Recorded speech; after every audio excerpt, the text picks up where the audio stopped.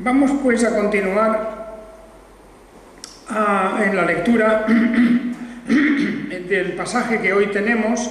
El pasaje que tenemos hoy para nuestra consideración es el de Lucas, capítulo 14. Estamos siguiendo, como veis, paso a paso, el relato que nos hace Lucas de la vida de nuestro Señor Jesucristo. En el capítulo 14 del Evangelio de Lucas vamos a leer los versículos desde el 15, desde el 25, quiero decir, desde el 25 hasta el final, hasta el 35. Lucas 14, 25. Caminaban con él grandes multitudes y volviéndose les dijo: si alguno viene a mí y no aborrece a su padre y a la madre y a la mujer y a los hijos y a los hermanos y a las hermanas y aún también a su vida, no puede ser mi discípulo. Cualquiera que no carga su cruz y viene en pos de mí, no puede ser mi discípulo. Porque ¿quién de vosotros, queriendo edificar una torre, no se sienta primero y calcula el costo para ver si tiene con qué terminarla? No sea que, habiendo puesto el cimiento, no pueda terminarla, y todos los que lo vean comiencen a hacer burla de él, diciendo: este hombre comenzó a edificar, pero no pudo terminar. ¿O qué rey que marcha a hacer guerra contra otro rey no se sienta primero a deliberar si puede hacer frente con 10.000 al que viene contra él con 20.000? Y si no, estando todavía lejos de él, envía una embajada y solicita condiciones de paz. Así pues, cualquiera de vosotros que no renuncia a todas sus posesiones no puede ser mi discípulo. Buena es la sal, mas si la sal se vuelve insípida, ¿con qué será sazonada? Ni para la tierra, ni para abono es útil, y la echan fuera. El que tiene oídos para oír, oiga. Bien, este es el pasaje que tenemos que comentar en esta mañana, y ciertamente viene, como veis, muy lleno de enseñanzas y que tocan directamente en muchos aspectos de nuestra vida. Ahora entraremos en un segundo dentro del mismo. Vamos pues a continuar, y lo hacemos ahora con el texto que tenemos, y antes de que volvamos al pasaje, quiero también decir que me satisface mucho el poder, juntamente con todos los hermanos que aquí estamos, saludar a todos los que están viendo el programa de esta mañana. Un motivo es particular de satisfacción es el poder decir que tenemos en el orden de la obra de literatura, y eso sí que quiero mencionarlo, en el orden de la obra de literatura, a lo largo de todo este año, del año que estamos ahora terminando, del 2010, pues que ha habido un incremento importante en el número de contactos que se han hecho en América Latina, sobre todo. Pero también que aquí mismo, en España, empieza a desarrollarse este ministerio que hasta ahora muchos no conocían, porque siempre ha estado orientado, el Ministerio de Literatura ha estado orientado hacia América Latina. Desde allí, pues son numerosísimos cada año esos contactos, estudiantes de seminarios, pastores, miembros de las iglesias, ancianos, etcétera, que están solicitando los libros, de manera que miles y miles de libros salen cada año, y este año en particular ha sido pues de mucha actividad. Así que recordemos este aspecto de la obra que es muy vital y es indudablemente fundamental para el crecimiento de las iglesias, para el desarrollo de la buena predicación, del buen ministerio de la palabra, y que muchos están agradeciendo con todo su corazón. Así que no olvidéis comentar, y también no olvidéis de difundir esta especie, digamos, de ministerio, de hacer conocer a los que están alrededor vuestro. Hay una página web, una página en internet que es felire.com. En esta página los pastores y estudiantes y también miembros de las iglesias pueden solicitar nuestros libros. Y particularmente también quiero mencionar como hay hermanos en Canarias que están desarrollando ya pues una cierta propaganda de todo este servicio, y poco a poco se va viendo pues un interés allí en aquellas islas también para recibir esta ayuda de literatura. Bien, vamos entonces a continuar, y hermanos, y después de estas observaciones y noticias, vamos a entrar en el capítulo 14 y versículos 25 hasta el 35. Este pasaje es un pasaje de una gran profundidad en relación a la vida cristiana, al desarrollo de nuestra vida como cristianos. Es decir, otra vez, la cuestión de la conducta. Porque el domingo pasado dije, empezando a hablar, que el Señor Jesucristo, a través de su enseñanza, siempre está apuntando hacia la conducta y hacia el carácter. Los discursos de Jesús no son discursos doctrinales en un sentido abstracto, intelectual. Podría haberlo hecho así, claro está, pero como lo hizo, por ejemplo, el apóstol Pablo, decíamos. Pero es la conducta y es el carácter. Porque a través de la conducta y el carácter podemos observar lo que es realmente ser cristiano.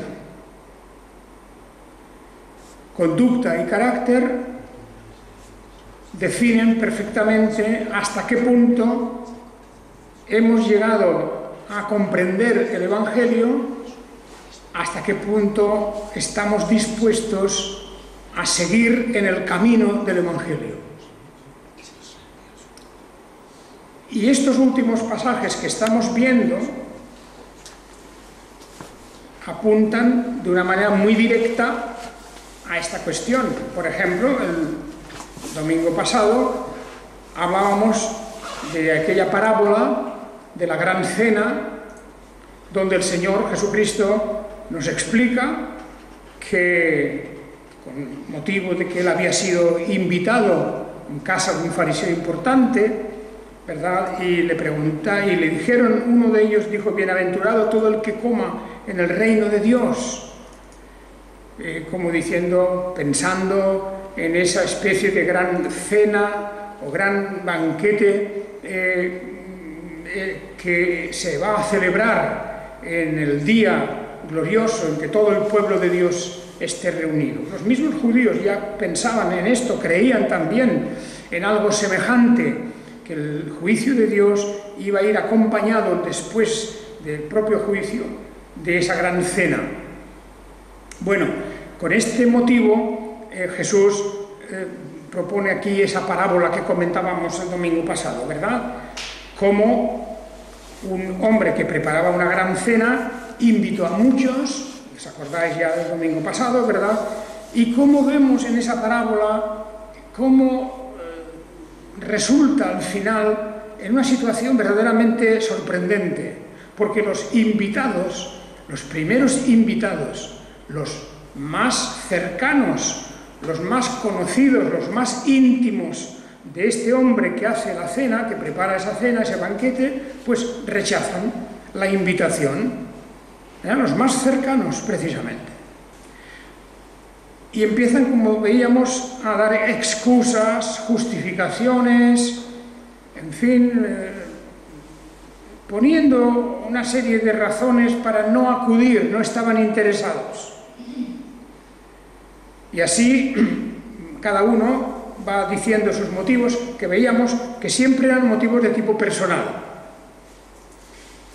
No era decir, mira, no voy porque estoy enfermo, por ejemplo, no voy pues porque he comprado un campo, tengo que ir a verlo, el otro he comprado unos bueyes también, el otro pues estoy casado, me he casado hace poco y tampoco puedo ir, todos esos motivos personales para no ir a la cena.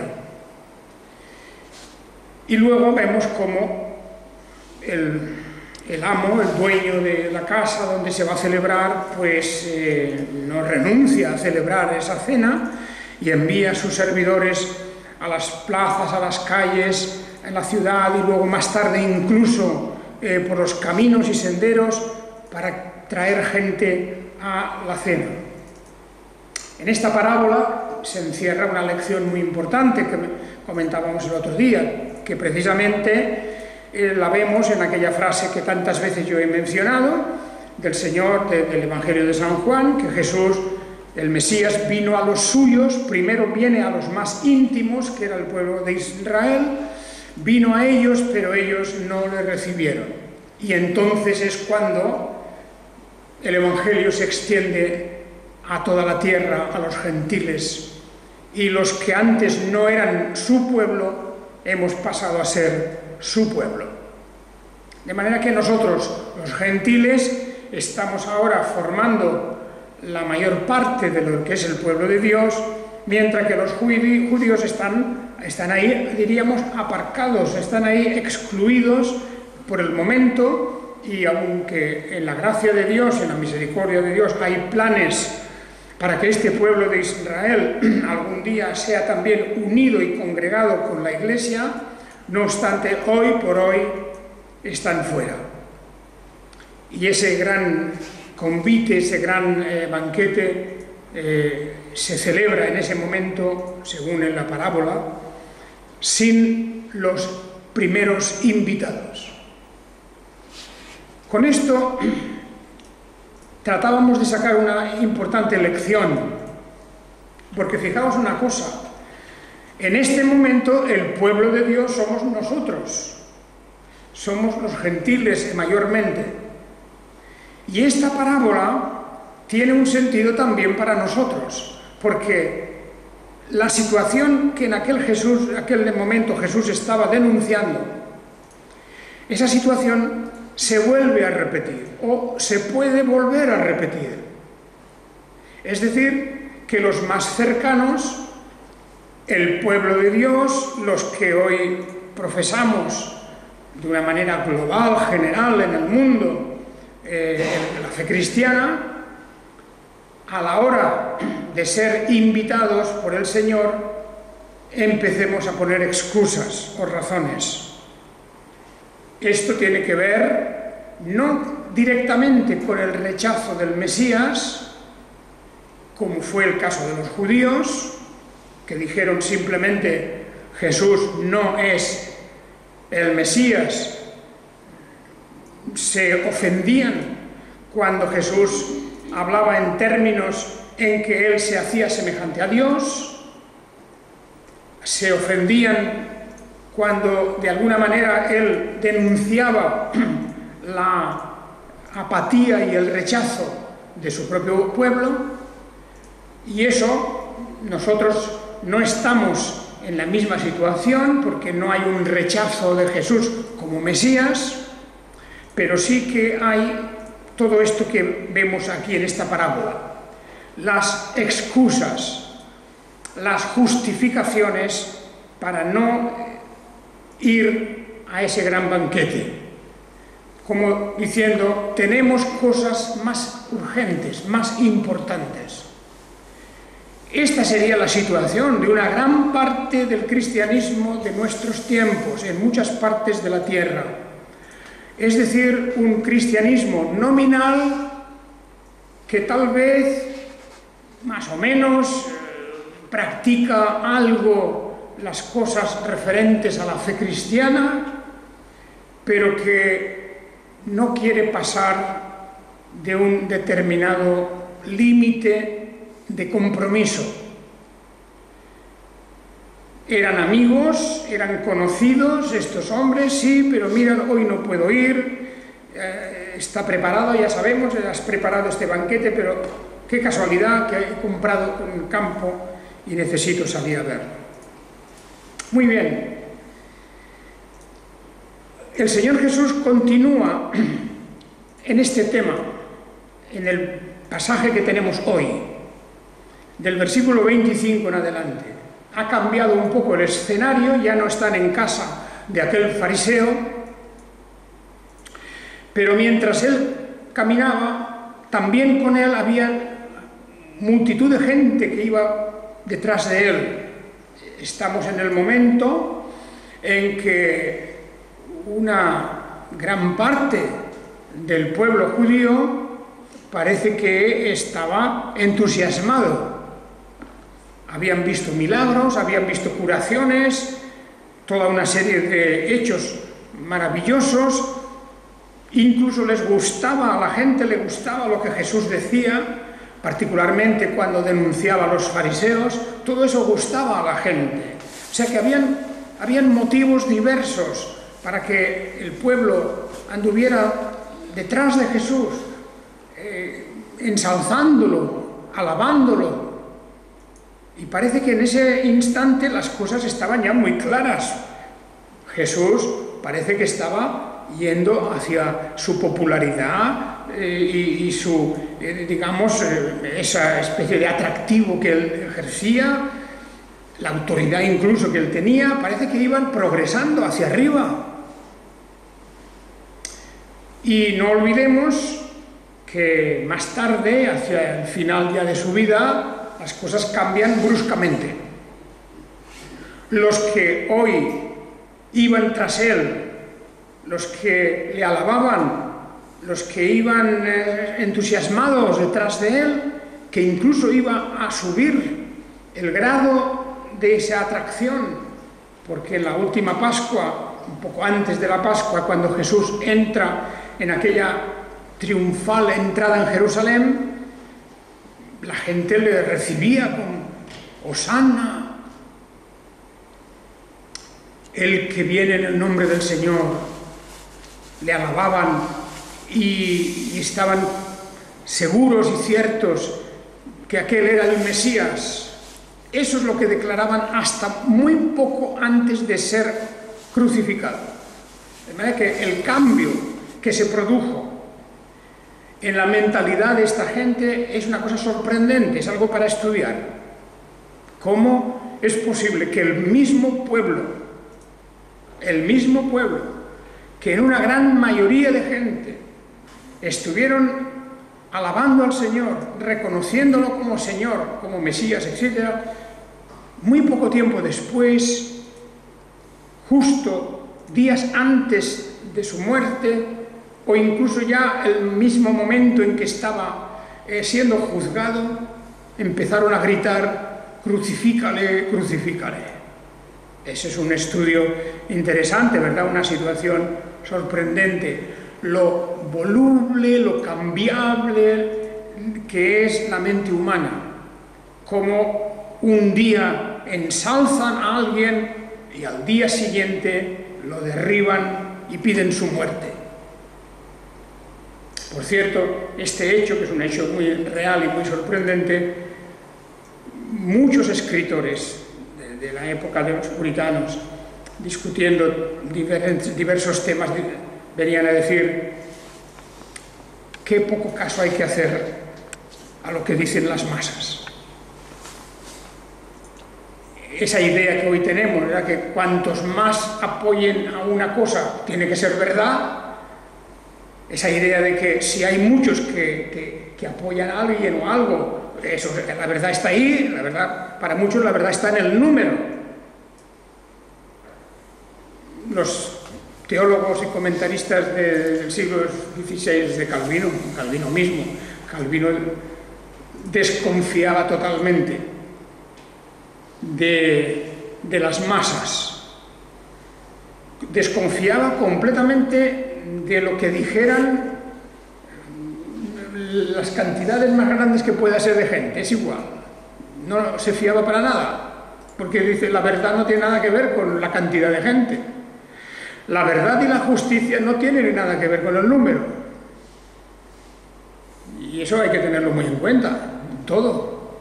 Porque hay una especie de obsesión o de atracción de que, bueno, si la mayoría dice esto, pues eso será. Pues no, no es eso. La verdad en todo está en las Escrituras.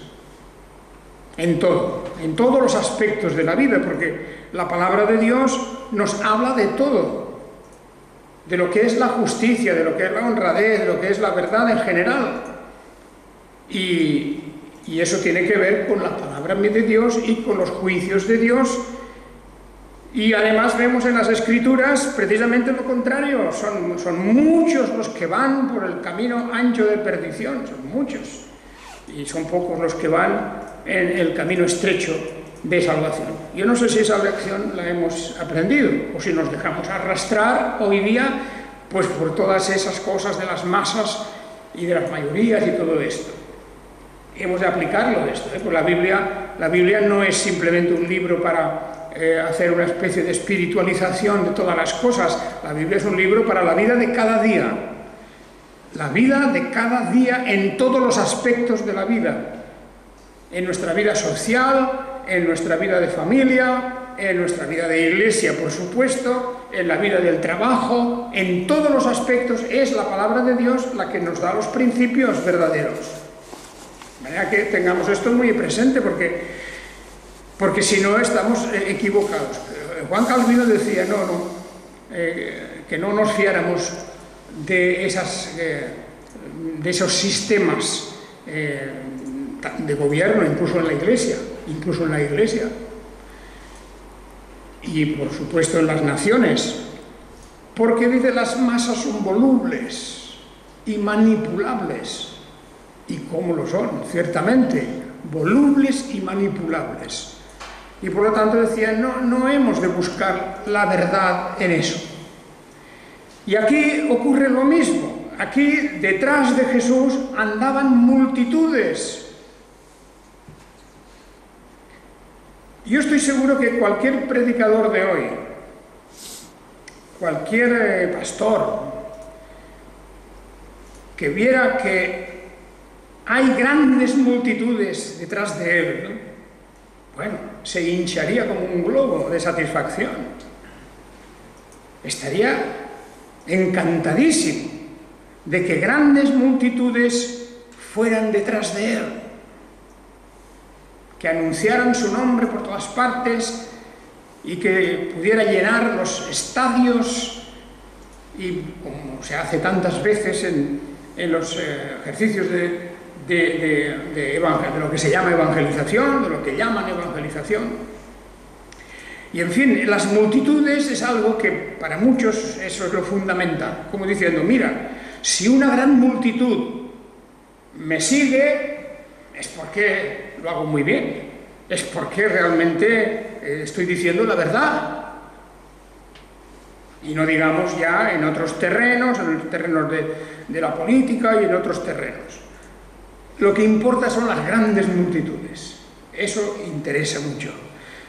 No a Jesús, sin embargo, no a Jesús.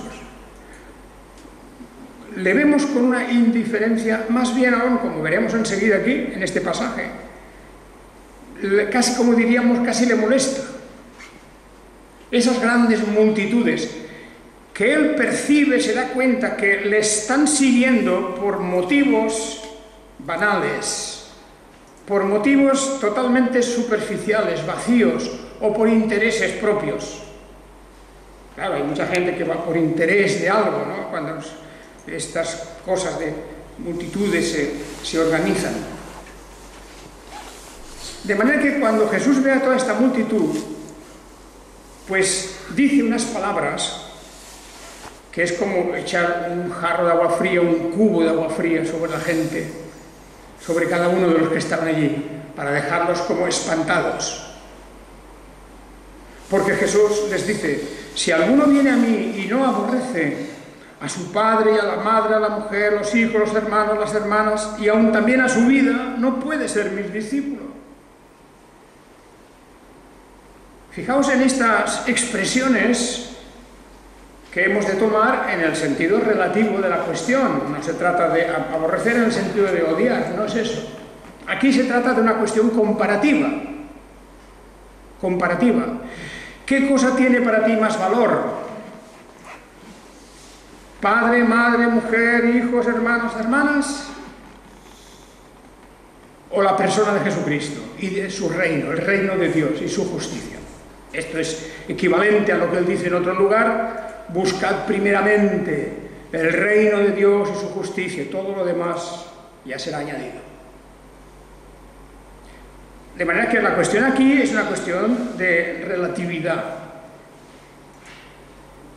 ¿A qué cosa ponemos antes y primero? Pero vamos a decirlo sinceramente.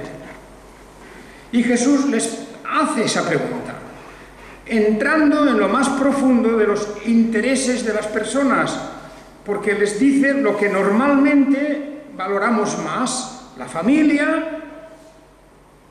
Fijaos, la familia que es una cosa maravillosa, bendecida por Dios, con deberes que tenemos para los padres, para los esposos y esposas, hijos, hermanos, etc. Todo eso en la palabra de Dios está muy bien enseñado y tiene su lugar.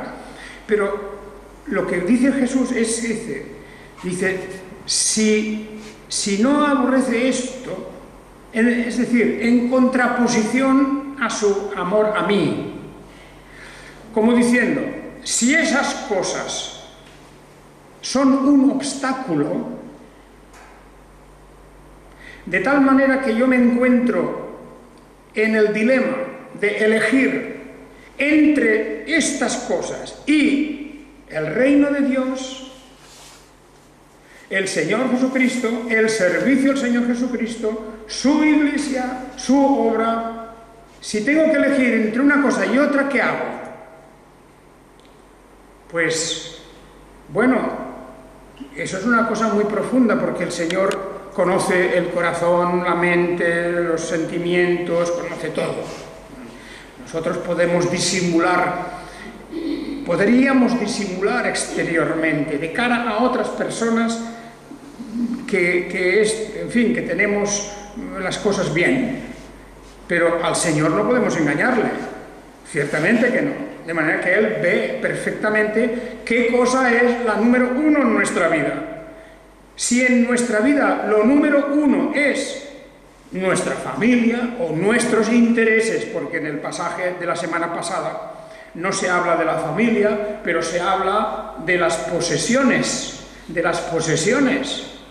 que luego vuelve a salir, en este pasaje vuelve a salir también. Las posesiones: me he comprado un campo, tengo unos bueyes nuevos, me he casado, en fin, todo eso, esas cosas que ahora tengo, eso es primero, y por lo tanto no puedo ir, no puedo hacer esto, no tengo tiempo, no tengo ganas, no vale la pena, en fin, cada uno hace sus excusas. Y Jesús ve en estas grandes multitudes, que a Él no le seducen, no le dicen nada. Jesús no es uno de esos pastores o predicadores que buscan por encima de todas las multitudes, no es eso. Él es, más bien, aquí con esto que Él ha dicho, con estas palabras que Él dice aquí, es como para echar fuera a todos. Es como para que todos se den la vuelta y se marchen, porque les está diciendo que tienen que aborrecer. ¿Aborrecer cómo? En el caso de que estas cosas se interpongan, en el caso de que estas cosas, o esta sea la familia, sea las posesiones, sea cualquier cosa, sea un obstáculo real, como estoy convencido que lo es en muchos casos, en nuestros tiempos y siempre. Pero Jesús va más allá todavía, como diciendo, vamos a ver, esto de ser mi discípulo, no os penséis vosotros, no os penséis que eso es cosa de poca monta. no estamos hablando de ser el fan de algún artista ni de ningún movimiento esnovista. No estamos hablando de eso. Ser discípulo de Jesucristo es otra cosa. Y lo dice en el versículo 27. Cualquiera que no carga su cruz y viene en pos de mí, no puede ser mi discípulo. De esta multitud que le seguía, ¿cuántos estaban dispuestos a cargar su cruz? Cargar la cruz. Y esto es una figura que todos muy bien comprendían, porque los romanos y otros pueblos en general, para matar, ejecutar a una persona, para hacerla sufrir, la clavaban o la ataban a una cruz o a un poste.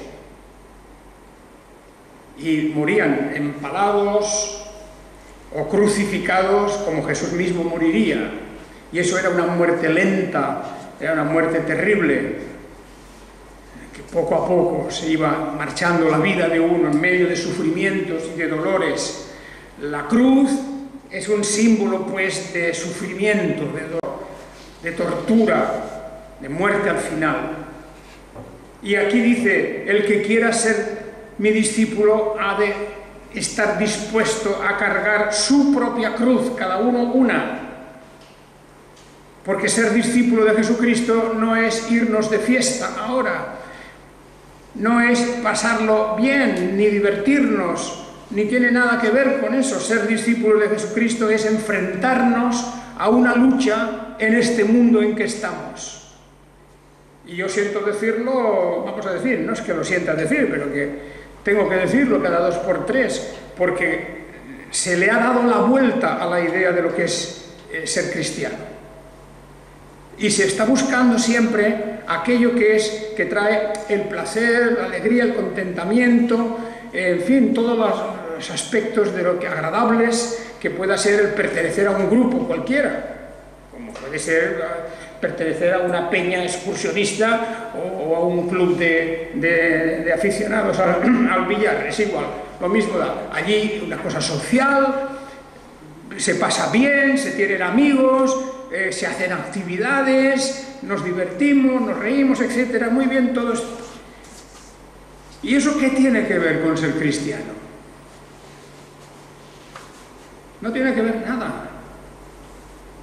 Ni Jesús jamás en sus discursos nos propone un cristianismo de diversión. Claro, fijaos vosotros cómo la tendencia del cristianismo, sobre todo en el mundo occidental, sobre todo, pero la deriva que lleva, cómo se va escorando, poco a poco se va escorando el barco hacia todo lo que es un cristianismo de placer, placentero. Metemos la música en las iglesias, qué divertido, qué bonito, qué atractivo, la música animada, me quiero decir, metemos actividades, juegos, etcétera, todo eso. Bien, muy bonito todo, muy estupendo. Pero, ¿y la cruz? ¿Dónde está? ¿Quién va cargado ¿Quién está dispuesto a cargar la cruz? Que por ser cristiano tenga que sufrir, por ser cristiano se tenga que molestar, vamos a poner entre comillas eso de molestarse, ¿verdad? Esforzarse, vaya, esforzarse, dedicar tiempo, esfuerzos, hacer frente a tantas y tantas pruebas y tentaciones. Claro, todo esto es parte de ser discípulo de Jesucristo. Yo no veo aquí otra cosa que la que el Señor está enseñando a todo lo largo y ancho, no solo el Señor, la Escritura misma. Hace un momento hemos leído en la carta segunda a los Corintios del apóstol Pablo. ¿Os acordáis de esa carta? Esa carta es muy interesante, porque claro, la vida del apóstol Pablo es un ejemplo de lo que significa ser como cristiano. Él no iba a muchas fiestas, el apóstol Pablo no iba a muchas fiestas, y no iba acompañado con una orquesta para dar gusto a la gente, ni predicaba un evangelio diciéndole a la gente, mira qué guapos sois, ni nada de todo eso. Era una predicación llena de verdad, de justicia, de amor, si queréis, el amor entendido en relación siempre con la verdad. Y por eso él habla de que su vida es una vida llena de problemas y de dificultades. 2 Corintios 4:7, pero tenemos este tesoro en vasos de barro para que la excelencia del poder sea de Dios y no de nosotros, que estamos atribulados en todo. Atribulados en todo. ¿Qué quiere decir aquí con esa frase en 2 Corintios 4:8? Atribulados en todo. Atribulados es preocupados, con tensión, con dificultades y problemas en todo, para viajar, para sustentarse, para predicar el evangelio. Eso era un peligro tremendo. Para cualquier cuestión era una pura tribulación continua. Cualquiera hoy día tiraría la toalla y diría, pues yo esto no lo quiero, porque me gustaría, sí, yo soy cristiano, pero me gusta el cristianismo dulzón, me gusta el cristianismo agradable, bonito, algo que realmente pues me dé placer. Pero el apóstol dice, yo estoy atribulado en todo, en apuros, perseguidos, llevando en el cuerpo siempre por todas partes la muerte de Jesús. Eso es lo que nos está diciendo. Pero también dice, sí, estoy atribulado, pero no estoy angustiado. Es decir, hasta un punto. ¿Por qué? Porque la fe le sostiene en medio de sus tribulaciones, no porque busque el lado agradable del cristianismo. El lado agradable del cristianismo viene después, al final, al fin de nuestra vida. Y sí, en apuros, pero también no estoy desesperado, porque la fe le aguanta, le sostiene, la fe en medio de las tribulaciones y de los problemas y dificultades. Bueno, por eso Jesús está diciendo, pues, que para ser discípulo suyo hay que llevar la cruz, como Él la llevó. Camino de su calvario cada uno.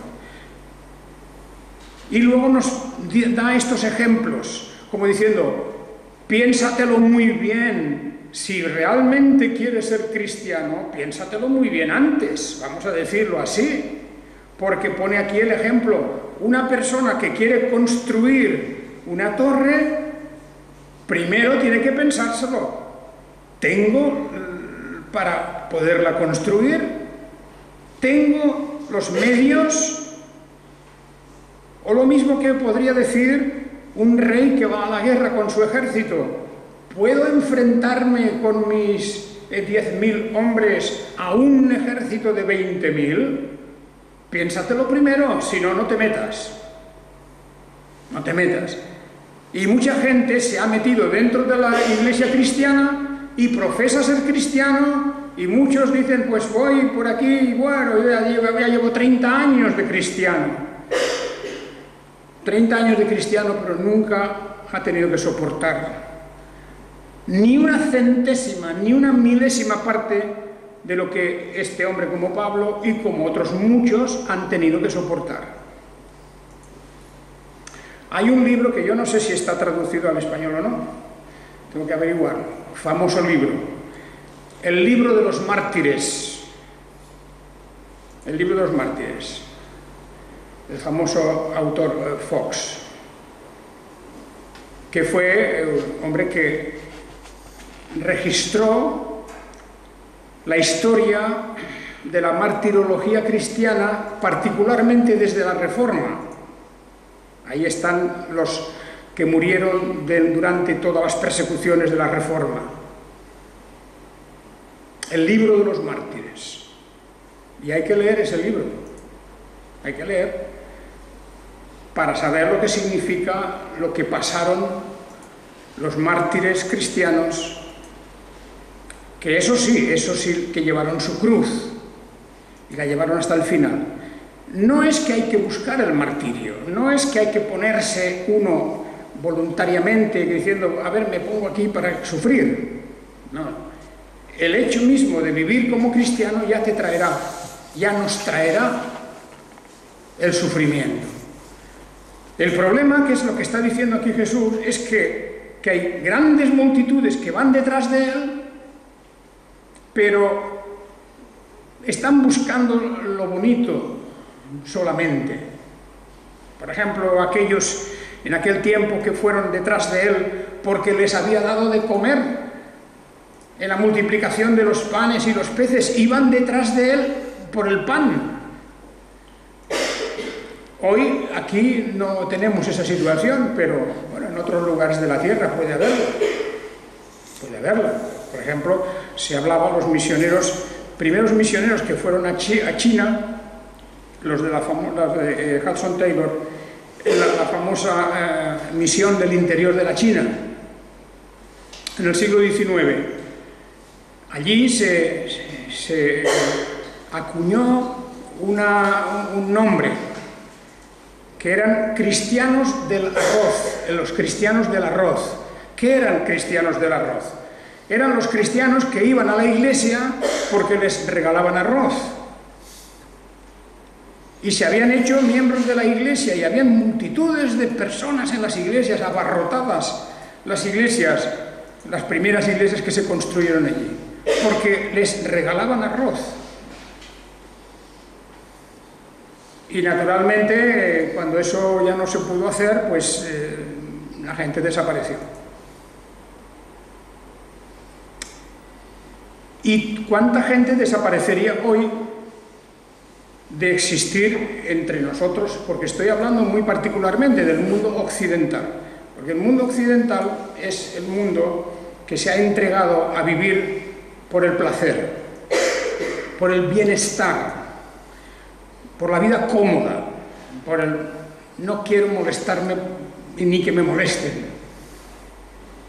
Y entonces, hoy día, indudablemente, si tuviéramos que llevar la cruz, que significa martirio, significa muerte, significa la dureza terrible de aquellos que han de soportar por causa del Evangelio y de la verdad pruebas espantosas. Es bueno leer estas cosas porque a veces yo creo que uno se olvida de lo que es esto. Fijaos cómo habla en la carta a los Hebreos, en ese pasaje tan importante de la carta a los Hebreos, cuando habla de las luchas de los creyentes. El tiempo me faltará para relatar acerca de Gedeón, de Barak, de Sansón, de los jueces, los que lucharon materialmente, con espada en la mano, con sus manos llenas de sangre, defendiendo al pueblo de Dios de las invasiones de los filisteos y de otros. Jefté, de David, de Samuel, de los profetas, quienes por fe conquistaron reinos, hicieron justicia, alcanzaron promesas, cerraron bocas de leones, extinguieron la violencia del fuego, escaparon al filo de espada, recibieron poder en su debilidad y se hicieron fuertes en la batalla, pusieron en fuga ejércitos extranjeros. Mujeres hubo que recibieron por resurrección a sus muertos, otros fueron torturados al no aceptar liberación, es decir, al no renunciar a la fe, para alcanzar otra resurrección mejor. Y otros sufrieron la prueba de escarnios públicos y azotes, además de cadenas y cárceles. Fueron apedreados, tentados, aserrados, murieron pasados a cuchillo, anduvieron errantes, vestidos con pieles de ovejas, con pieles de cabras, indigentes, afligidos, maltratados. Bueno, aquí no habla de nada de fiestas, ni de conciertos, ni de todas esas tonterías con que hoy día se entiende el Evangelio. ¡Uy, qué concierto más bonito! Todo tan meloso y azucarado. ¡Qué concierto tan bonito! Pero claro, de todo esto no se habla. Porque ese Evangelio no es interesante. Ese Evangelio no es interesante. Para las multitudes, las que se supone que tienen la razón, porque como son muchos, deben tener la razón. Qué cosa, ¿verdad? ¿Cómo se le ha dado la vuelta al Evangelio? ¿Cómo las personas, sean doctas o ignorantes, es igual, todos, se ven arrastrados por un tipo de Evangelio que no tiene ya nada que ver con lo que leemos aquí? Por lo tanto, cualquiera que no carga su cruz y viene en pos de mí, no puede ser mi discípulo. Ahí tenéis. Si el Evangelio lo ponemos tan barato, tan barato, tan barato, que se puede ser cristiano y se puede ser lo que sea al mismo tiempo, es igual. Usted puede ser cristiano y puede ser anticristiano a la vez, porque además esa es la mentalidad del tiempo que vivimos, ¿eh? Estamos viviendo en la posmodernidad, eso que se llama la posmodernidad. Primero, no hay verdades absolutas, no hay nada completamente exacto e igual, todo es relativo y usted puede ser una cosa y la contraria a la vez. Pues ese evangelio que lo admite todo, que es un saco enorme donde cabe todo, pues eso es la única cosa que hoy puede atraer a algunas personas. Pronto, ni siquiera eso, porque también eso al final cansa a la gente y ya se van a buscar otras experiencias, otras cosas. O sea que no penséis que el futuro de la Iglesia cristiana está en decir, vamos a poner el Evangelio lo más azucarado posible, lo más agradable, venga música, venga conciertos, venga esto, en fin, todas las cosas que se hacen, porque eso atrae a la gente. Es posible que atraiga a la gente, pero no quiere decir que uno vaya a ser cristiano por eso. Porque además cada uno tiene su doctrina, porque nos enseña la doctrina. De manera que las palabras de Jesús están escritas aquí. Si no estás dispuesto a cargar tu cruz y a ir en pos del Señor, no puedes ser su discípulo. Así de claro.